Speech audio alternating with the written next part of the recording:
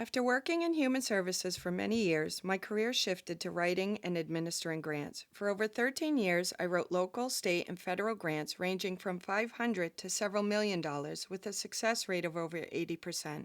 As the executive director and sole grant writer of a nonprofit agency, I wrote and received $5.9 million in grants.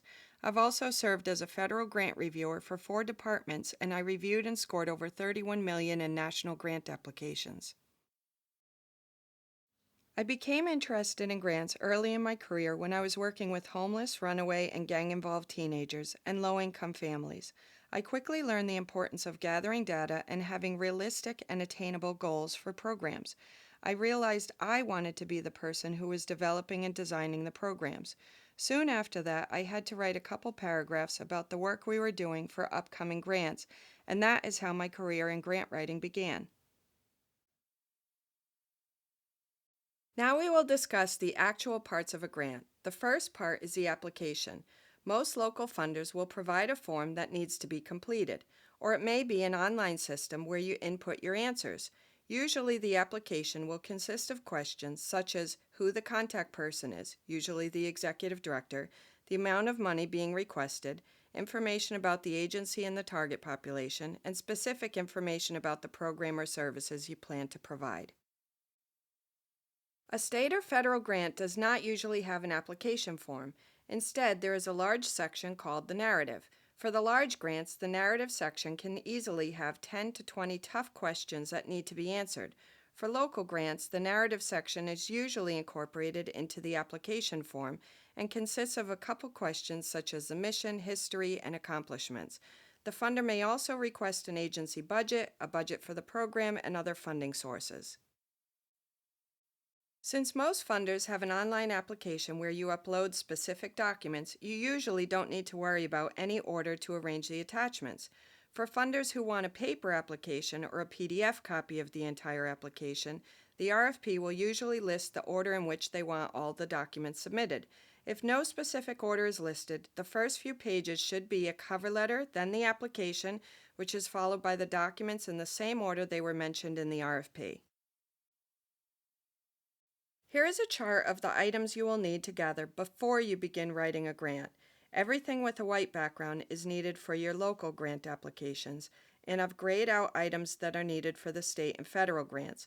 If the agency has never applied for grants, you will have a lot of work ahead of you trying to track down documents or creating them.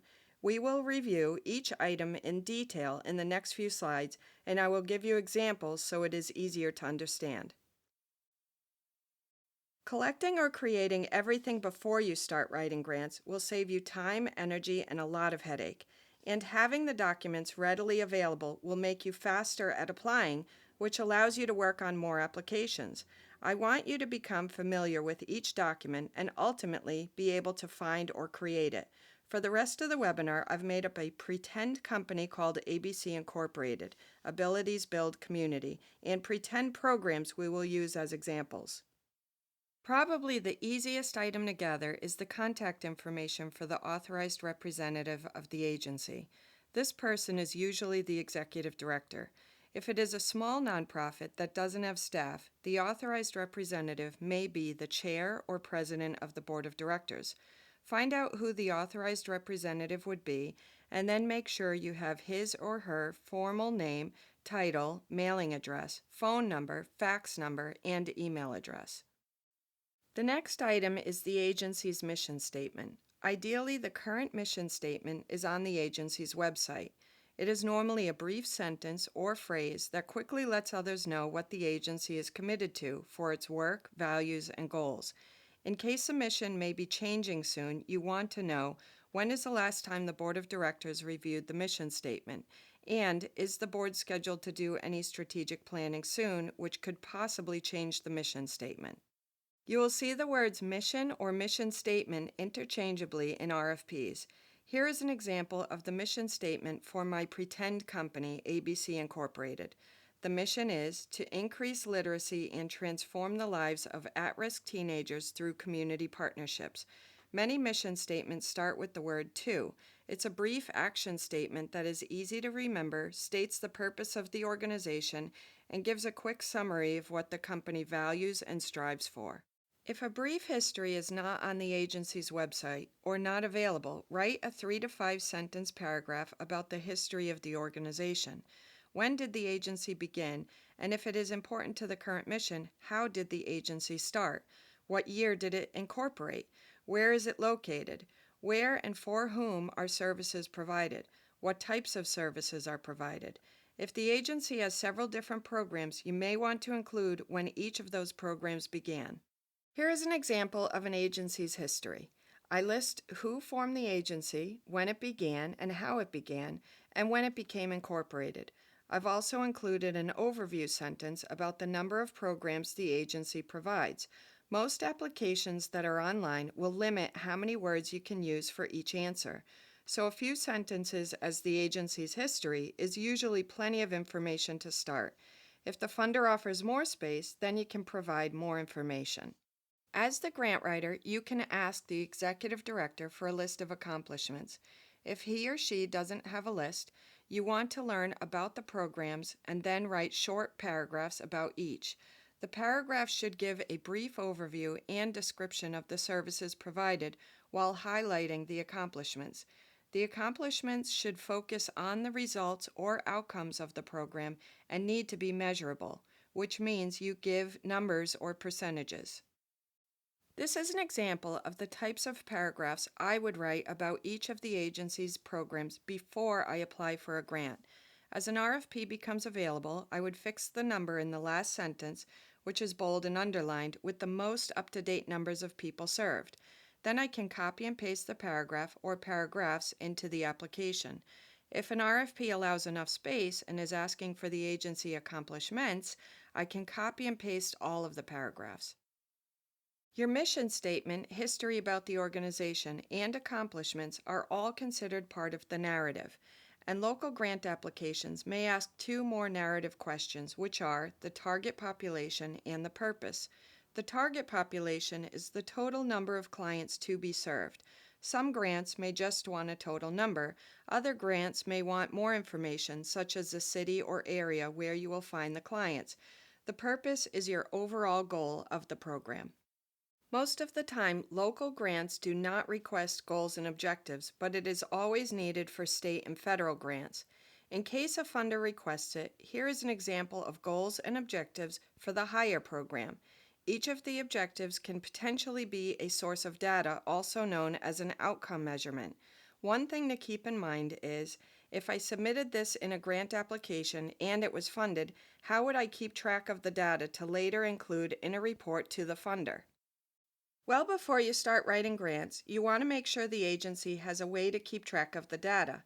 Most agencies will have some sort of software for tracking results of the programs, but if the agency does not have a system in place, Excel is the best program for crunching numbers, and Access can be very useful for tracking clients, their demographic information, progress in the program, and outcomes. I normally build an Access database to track the program data I need. In the accomplishments example I gave, I wrote that hundreds of students and senior citizens had participated in the 3 different programs. If a funder wanted to visit any of the programs, which is called a site visit, they have the right to study how we are collecting the data to prove the numbers we have claimed and make sure everything stated in the grant application is actually happening. This is why a database is important to track and quickly provide and prove all the data. Another narrative question that is not very common but you may see is the program's timeline. In this example, I've listed the main activities for the higher program and when they will happen during the upcoming year. The pattern does not need to be in any format. You want to create a chart that is easy to read and understand. The reader should be able to look and quickly get an idea of what you will be doing in the program, by when, and what will be accomplished. A document you will be asked for is your proof of tax-exempt status. Most grants are for nonprofit agencies or charitable organizations that have a letter from the IRS stating the agency is tax-exempt under Section 501(c)(3) of the Internal Revenue Code. Churches and religious organizations may also qualify for exemption. The executive director or a board member should be able to give a copy of the letter. If you cannot find it, contact the IRS to get a copy. This is a sample of what the IRS 501c3 letter may look like. Notice in the top left, it clearly shows it is from the IRS. Some letters may have this logo, and others may just have the IRS address without a logo. In the first paragraph, it mentions 501c3 determination. Normally in the top right section, the letter will list the agency's EIN, Employer Identification Number, or Federal Tax Identification Number, which is usually needed for state and federal grant applications. Most funders will require a list of the current members who are serving on the agency's board of directors. At a minimum, the list should include the names of each of the board members, their position on the board, if they have one, and the subcommittee they serve on, such as finance, fundraising, or governance. It is not common, but some foundations may want the year each board member joined the board, their home or work address, and their contact information. Here is an example of the ABC Incorporated Board of Directors. A funder will want to see if you have a healthy and strong group of members who are actively participating on the board and on a subcommittee. Notice I am listing the roles of President, Vice President, Treasurer, and Secretary. Those are the 4 officer positions that show a board is healthy and well run. I have 10 board members with 4 on the Finance Committee, 3 on fundraising, and 3 on governance. The agency's annual budget is usually developed by the board's Finance Committee, reviewed and revised by the board, and then formally approved by the full board of directors. The approval should be documented in the board's meeting minutes. The agency budget then serves as the goal for income and spending for the next program and fiscal year.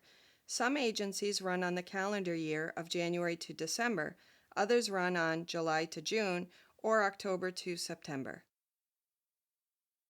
This is a sample agency budget. Notice the income is listed at the top, followed by the expenses, and at the bottom it shows if there is a profit, a loss, or breaking even. Most funders expect to see agency budgets that do not show a profit. For funders, they will wonder, if you are showing a profit, why do you need our money? The finance director or executive director of the agency you are working for should be able to give you a copy of the currently approved agency budget. If your agency has several programs that all need grant funding, you want to have a budget ready to go for each of them. Ideally, the finance director for the agency should be able to pull a profit and loss report for the program for last year, which will serve as a draft budget for the next year.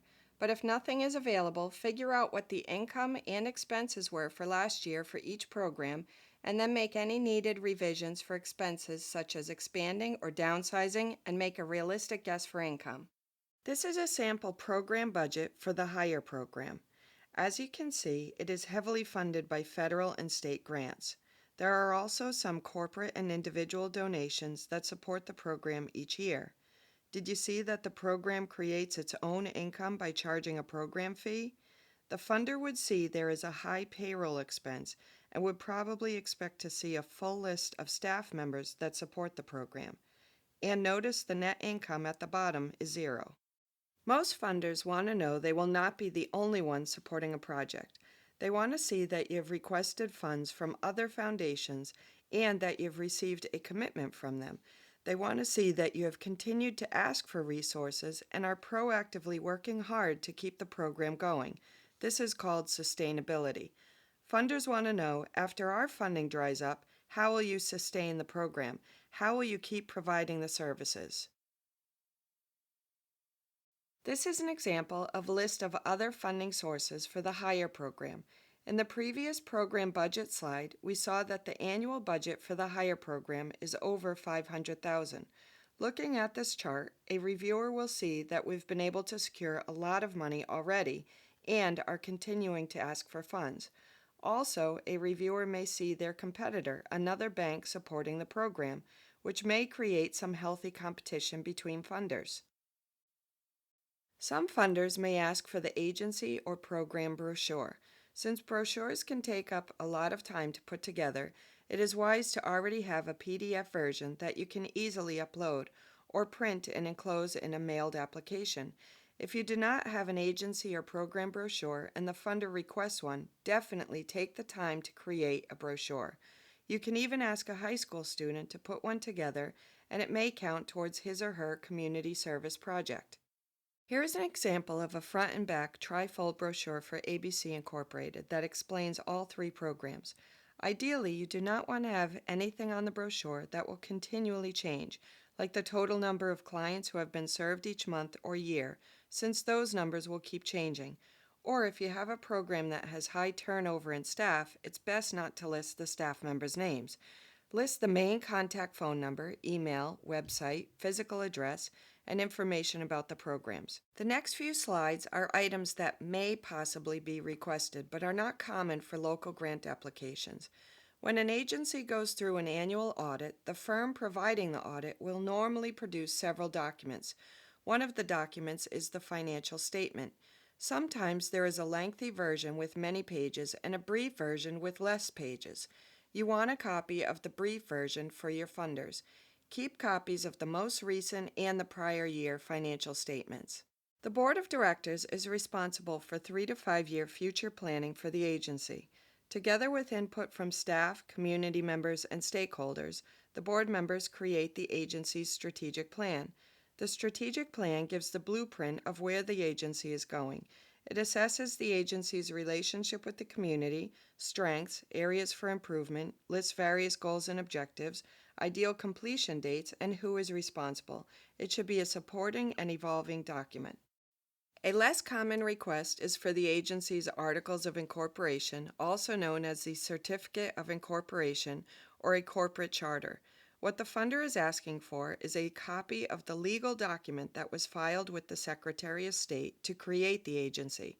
If you cannot track down a copy of that document, you may be able to go on the state website and pay for a copy. This would be a document you want to have ready for when you start going after larger grants. Now we will transition into which grants you can go after and begin creating your development plan.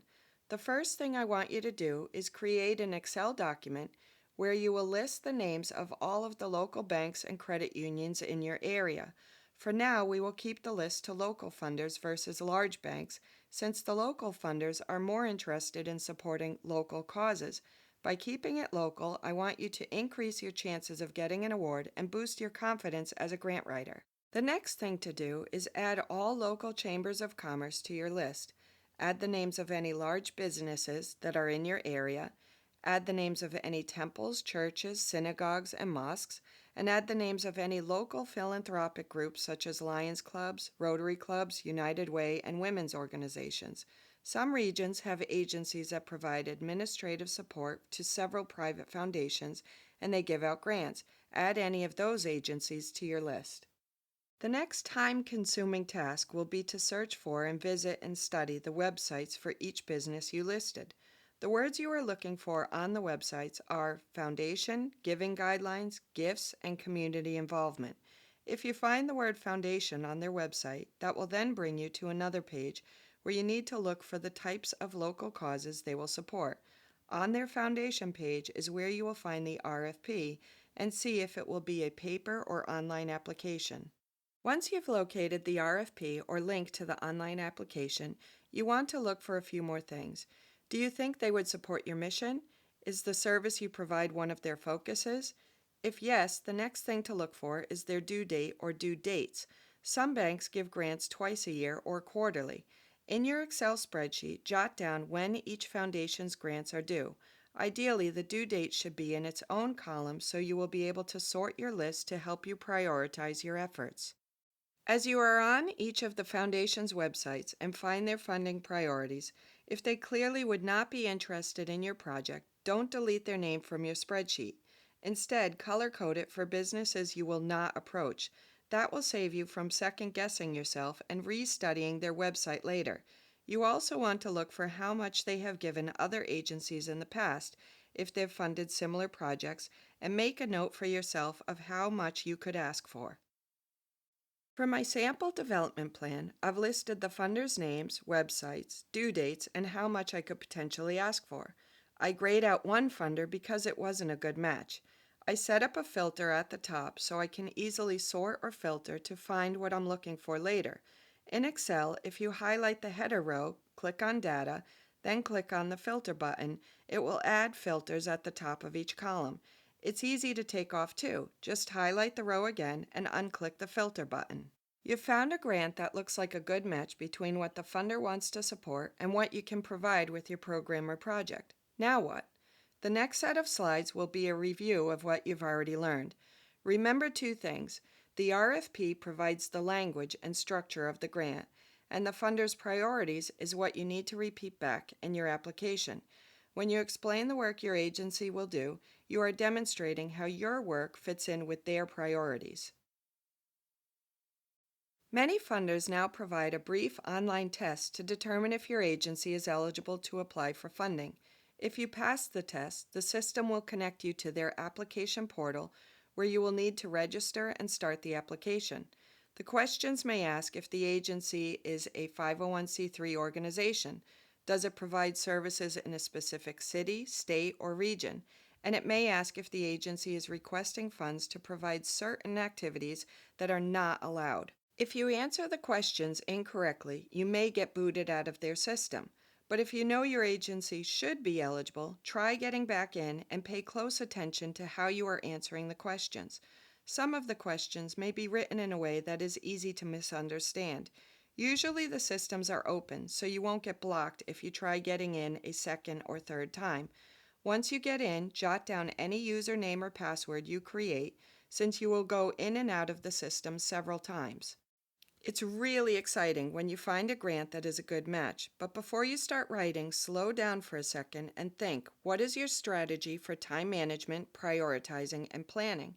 It's important to find out what to work on first, have a game plan for next steps, and know how you will meet the deadline.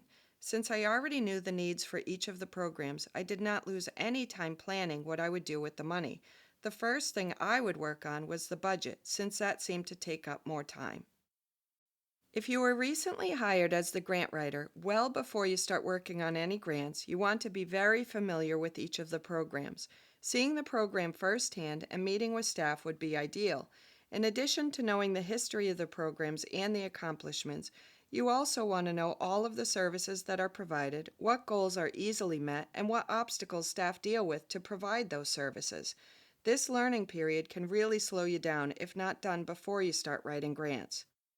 As a reminder, your application needs to first convey that there is a problem and then explain the who, what, where, when, how, and why. Who is affected? What is the actual problem? Where geographically is a problem? When, as in how recently? How? What factors contributed to the problem? And why? Why is it something that needs to be addressed? And why should they fund your program or project? The problem needs to be a cause the funder wants to support, and it can't be too overwhelming or hopeless. When stating the problem, you don't want to give your opinion. You want to gather statistics from a reliable source, such as census data or a recent article from a local newspaper, or statistics your agency has gathered proving it's a local problem. For example, if you were writing a grant to provide food to poor communities in your region, you would want to quote the rates of poverty in your region. You would not give statistics about poverty in another state or country. Once you've stated the problem, you then need to write about the services you will provide to fix the problem. Will you increase children's reading abilities? Will you decrease food instability? In measurable terms, what will you do? Which of these two phrases is stronger? Each year the higher program decreases tardiness and truancy by 95%, or each year the higher program decreases tardiness and truancy.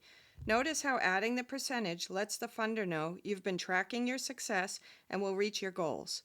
While it is tempting to promise the moon and the stars, or say you will juggle on top of an elephant that is balancing on a ball that is on top of a tightrope, don't do it. Stick to what the agency is good at. Stay true to the mission. Write goals that are realistic and that the staff will easily be able to meet and hopefully exceed. Remember, you never want to overpromise, you want to overdeliver. Also, what will be the cost to provide those services? How much are you asking this particular funder to contribute? Most applications have limited space, but if they allow for more information, the other concept you want to keep in mind is why your agency? What makes your agency the expert in providing the needed services, and how do you write it? An easy way to answer that is look at what your agency has done in the past that proves the services are effective. Make sure you already have it written how you will list past successes in measurable terms, such as total clients served or an increase or decrease by a specific percent. This tip is very important. Ideally, you've planned your time well so the grant is written and you still have a few days until it is due.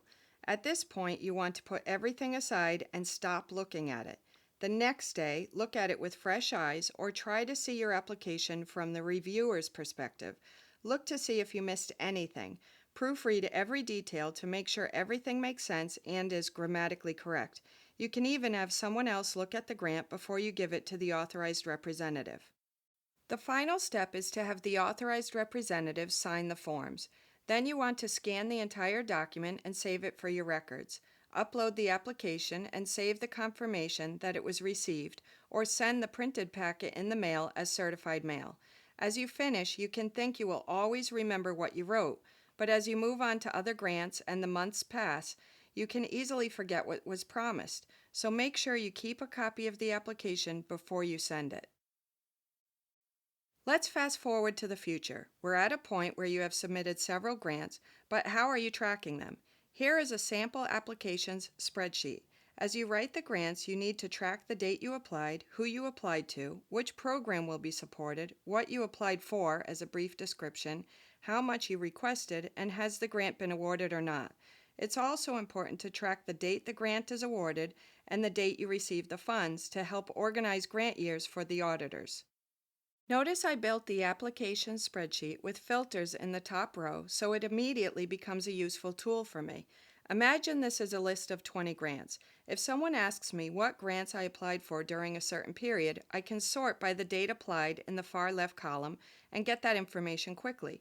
If I'm applying for another grant to support the higher program, I can filter for just that program and have a quick list of all the grants awarded or pending, and that can serve as my other sources of funding list. Now let's imagine you've submitted several applications and you receive an exciting email that you got a grant. So why do I have a picture of a lifeguard chair? Because when a grant is awarded, as the grant writer, you become the lifeguard or protector of that grant. Your name and reputation is now attached to the program's success or failure.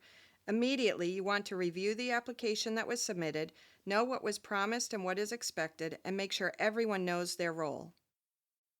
Anyone who will be implementing the program or services needs to perform the work according to the timeline or start date that was submitted in the original application. Funds need to be used solely for the purposes outlined in the grant application. People who are unfamiliar with grants tend to think grants are free money and can be used whatever way the agency needs. Remember, you are the lifeguard and you need to make sure the funds are used exactly as stated in the original application. Some funders may want a signed contract as a commitment before you can receive the funds, and as discussed earlier, if you have any trouble implementing the program or services, you need to notify the funder. The funder wants the agency to succeed at providing the services. They are interested in your progress and understand obstacles agencies face. They can provide support or resources and, if needed, can help you revise the original plan that was submitted. Remember we discussed that a grant is a relationship. Once an award is made, it is important to find out from the funder how they will be informing the community of the support they have given your agency. They may be sending out a press release, or they may post it on their social media. Make sure they lead the process of informing the general public and follow their lead. Always acknowledge and thank your funders whenever you can in your newsletters and on your agency's social media. Once you have created your system for writing and tracking grants and your skill set increases, you will understand the path to getting more funding and gradually want to tackle larger and more involved grants. Usually the size of the financial award will help predict how much juggling, coordinating with other agencies, and stress you will experience in writing the grant. Local grants are usually easy. State grants can be more difficult, and federal grants can be extremely stressful but exciting and inspiring when awarded. As your success rate at getting grants goes up, you may want to adjust your hourly fee. To learn what the going rate is in your area, you can ask other grant writers, or you can look at current grant writer job openings in your state to see what salary ranges are listed. The beauty with grant writing is it can be done on a part-time or full-time basis depending on the needs of the agency. If it is your business, you can decide how many clients you want and how much work you want to do. This is a list of the common words you will find in the grant writing industry for basic applications. And now I can say congratulations to you because you have learned the grant writing language for local grants. We have learned what each of these words means, how it relates to the funder, and how it is involved in creating a complete grant application. If you decide you are up for the challenge and progress to writing state and federal grants, you will learn many other words in the process. Now you have all the tools you need to understand, review, write, and manage grants. The experience of seeing grants you have written and secured become a reality, and the success you witness with the programs being implemented will continually increase your confidence and writing abilities. Thank you for participating. I hope you have enjoyed this webinar, and I wish you great success as a grant writer.